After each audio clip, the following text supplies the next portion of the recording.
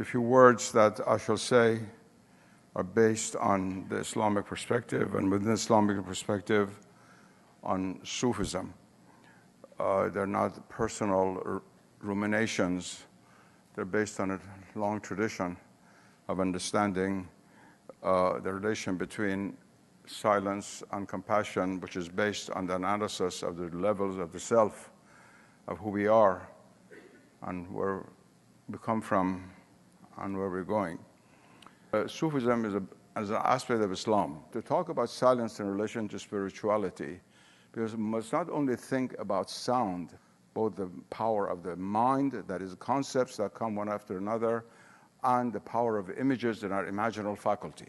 There are two different noise systems within us. One is images that come and go, and one is thoughts that come and go. And we have no control over them. And you have to be a great saint to be able to quiet them down. All of the techniques and methods of all religions have for the ultimate end, spiritual techniques, to bring about this inner silence. Silence doesn't only mean not speaking out. That's only a small part of it. It's this inner silence which is so difficult to attain. Now, this is the supreme goal of both Sufism and the Vedanta, obviously. If there's to be a comparison between the two, and I'm not going to make any more comparative statements except this, usually, of course, in the Vedanta, the supreme metaphysics is based on the pure subject, Atman, the pure self. So the absolute reality is envisioned in terms of the pure subject. And in most Sufism, absolute reality is envisaged as the pure object. Now, the pure subject is ultimately nothing other than the pure object. The purely transcendent and the purely immanent are metaphysically the same. There's not a difference of two different metaphysics, different formulation of the same reality. That is, either we are attached to ultimately that which is beyond ourselves, or that which is ultimately ourselves in the deepest sense. But both imply a beyondness. And in order to come to that and understand that, we must understand the structure of the soul. And so I thought I would dovetail my analysis of the relationship between silence and compassion to this question of the self. Because that is the key. That is the key, to realize beyondness, if I can use such a term in English, either of being completely beyond as other or completely beyond as same and self and inward. We have to understand what we have to go beyond. Why would we have to go beyond? What is it that we have to go beyond? Now, we begin, all of us human beings who have been given consciousness. We begin with the self as inner reality, experiential reality, the most direct. We identify ourselves with this particular bundle or sphere of impressions, thoughts, and so forth, which is myself. And unfortunately, in this stage of what the Hindus would call the Kali Yuga, in this stage of the dark period of history especially, we're almost born with complete imprisonment in this state of selfishness, in the negative sense, not in the sense of Atman, but the small self. And most of us live through a life like that. But because metaphysically speaking, this self is not a totally independent being, there's always something beyond it. That's why selfishness does not bring happiness, ultimately. Not a being completely independent unto itself. No self can be happy by simply being itself, no matter how it tries to satisfy its appetites, which never end, which is another sign of the fact that it has in it an echo of the infinite. The fact that we as human beings are never happy with simply having more and more quantitatively, in contrast to a horse who eats its food, and once it eats its food is happy. Our appetites are not satiated because something of the infinite is reflected in our self, small self. Something of Atman is reflected in that self. We are dissatisfied human beings. We cannot be satisfied. We cannot become satisfied unless we're able to try to go through these steps of perfection to gradually attain the state beyond the limitations of the ego. the great mystery of the human state, which all religions have emphasized, is that the human state needs something beyond itself in order to be human. To deny the divine element in human beings is to live below the human.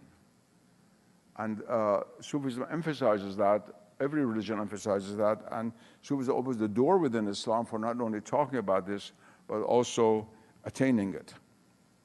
Now, to attain that stage is to realize the truth that the Quran mentions when it says, verily, we created you from a single soul. Nafsun wahida. God says that we created all human beings from a single soul. But that we are not aware of that usually. That is the origin of compassion. Compassion is not simply sentimentality. It includes good sentiments. Good sentiments are fine. It's not just feel good by giving $1 to some poor person in the street. It's much more profound than that. Compassion is to be true to ourselves, to be our real self. Why? Because once we transcend all the limited levels of the self and attain the highest state of the self, we realize what the Quran said, that we're created from a single soul. That, in fact, myself is the self of all selves. So true charity is helping myself.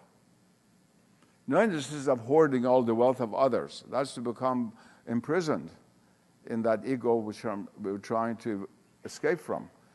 But to realize that to give is also to receive. That's what Christ said, it's more blessed to give than to receive. Because in giving, we realize ourselves much more than in receiving. And this is not at all sentiment. It's pure metaphysics. It's a science. It's based on the reality that, first of all, ultimately all of us, in the deepest sense, are one soul. The Quran said, nafsun wahida, a single soul. Secondly, in helping others, in being charitable towards others, in showing compassion to others, we're being true to the only thing that is really true in us, that is the Supreme Self. Everything else is maya, is shadow, is half-truth, illusion, or whatever term you want to use. The only thing that's ultimately real is the divine self in us. And so this compassion really is to be oneself and to be truly oneself, to be real. The only way we can be real is to be compassionate, in the deepest sense, metaphysical sense of the term. And we have to introduce this intellectual, spiritual element into something which appears to many people to be simple emotions. Even the emotions God has put in our heart, because emotions also reflect deeper levels of our being. The fact that good people are charitable is not accidental.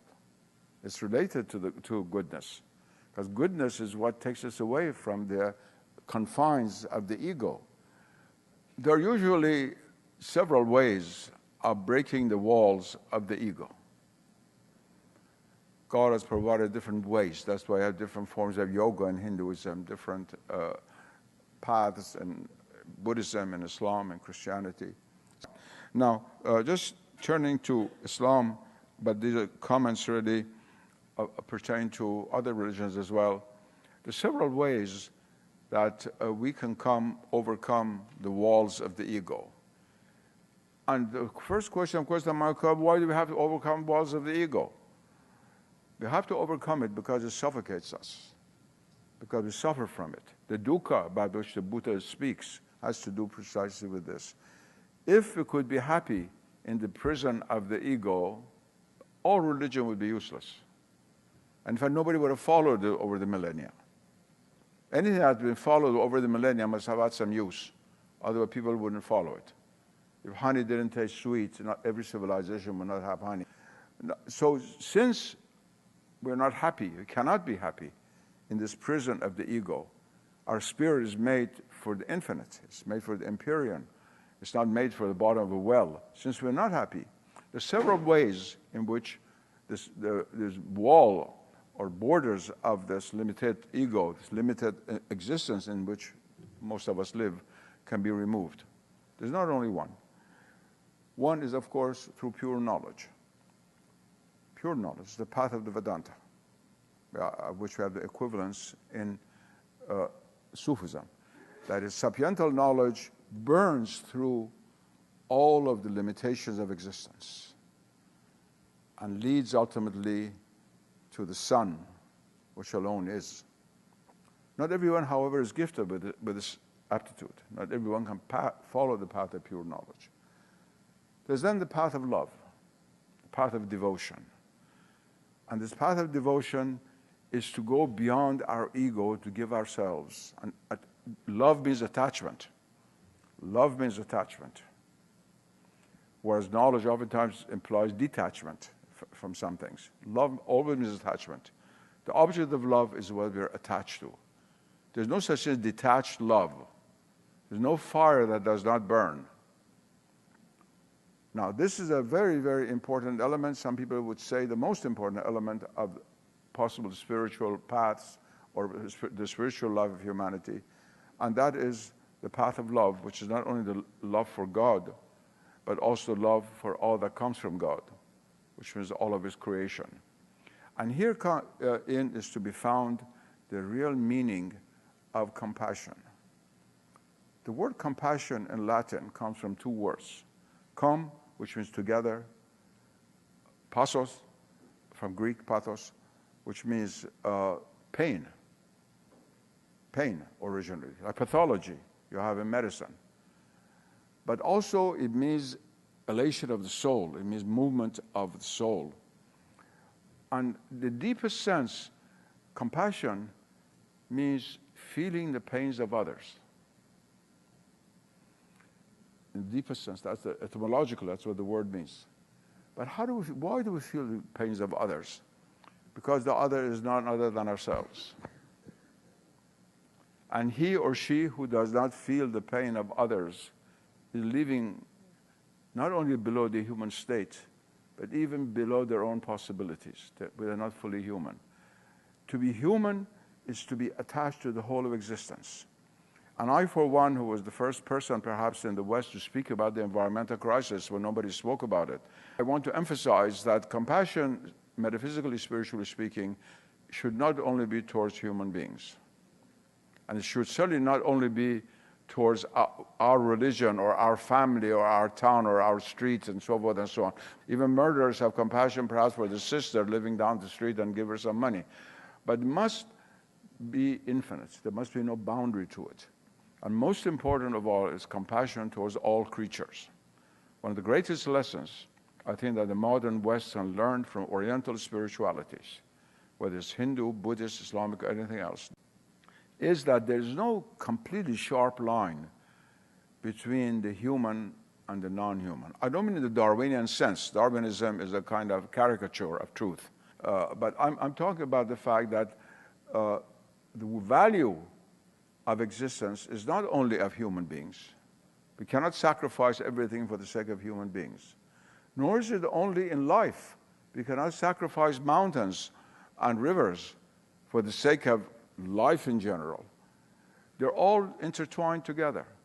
That's why when we destroy the salinity of the ocean, so-called non-living water of the ocean, we also affect all those living things in it and destroy them.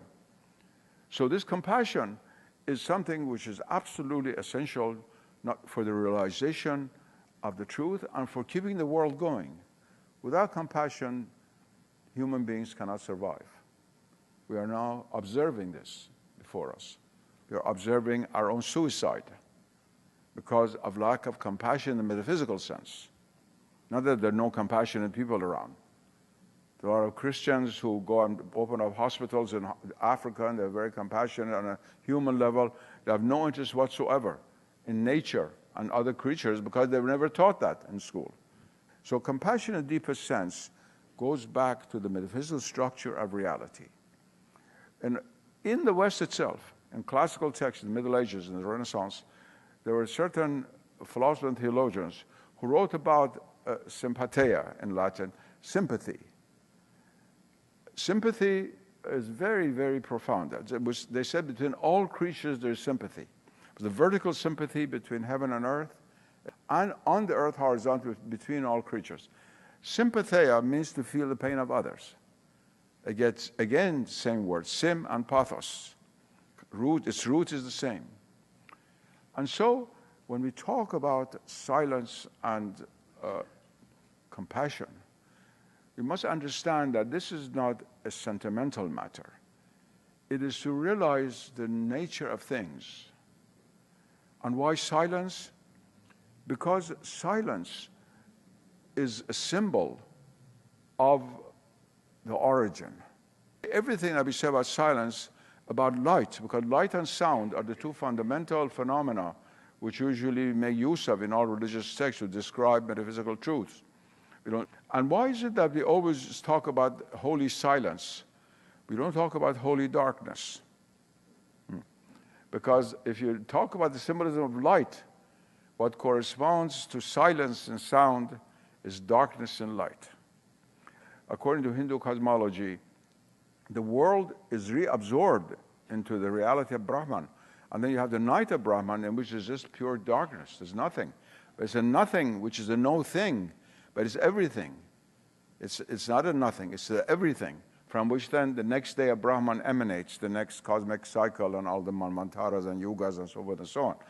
And in Islam, we have the most beautiful image I've seen in any poetry, in Sufi poetry, about the symbols of night, which is called black light. The light which is black because of the excess of its manifestation, not because of darkness, because of the excess of its glow. But why should we talk about silence all the time? Because we, except great saints, cannot make light, but we can make sound. That's the reason. That's the reason. And so silence is also very important from a practical point of view, from the way of reining in a sense, the whole cosmogonic process of generation and returning it back to the source, to the principle. And that is why there's always an element of silence in spiritual people. Don't forget that according to every religion, we are here not because of silence, but because of sound. According to Hindu metaphysics, the sound Om, we're not here, we will not be here. The book of John says in the beginning was the Word. It didn't say the beginning was silence. And the Word was associated with Christ. In Islam, it says, قَالَ اللَّهُ كُنْ فَيَكُونَ in the Quran. God said, be, and there was. So we're here not because of silence, we're here because of divine sound. This is very, very important to remember. And so, what is spiritual in every spiritual path is this great mystery that sound, this sound, sacred sound, brings us back to sacred silence. But we come from silence, but we are in sound. And so it's through sound that we go back to God. And I believe that a lot of Westerners who practice meditation, when it's not combined with an active element, something like japa or dhikr, we have very great difficulty really getting to the source. When you look at the totality of things, you realize that, as the Sufis say, we have come into this world through the Word, and it's by the Word that we shall leave this world. And the Word here, of course, means the name of God. Exactly the same thing in Christianism, in Hinduism. In Hinduism, there's so many references to this. And even in Buddhism, where there's not supposed to be a divinity in the sense of Ishvara or Brahman or Allah or something like that, especially in later forms of Buddhism, in Chan and Zen, Jodoshin, especially in Japan, more than Zen. Zen relies a great deal on silence, but it does have certain forms of ejaculatory prayers. All of these point to the fact that when we talk about silence and compassion, we must understand what the silence is. How do we reach silence? How do we become quiet? And where are we? Why is it that silence leads to compassion? We are in this world because the primal silence was broken by the sacred silence itself. But that primordial silence, which somehow always remains within the sound of its own creation, had provided for us the means of returning unto it through the divine sound. And one of the concomitants of this is the realization of who we are. And to realize who we are, we must realize that our self is the self of all selves. And this is the metaphysical foundation for all compassion. And so no matter how great a metaphysician one is, how great a thinker, there is no gate to heaven without compassion.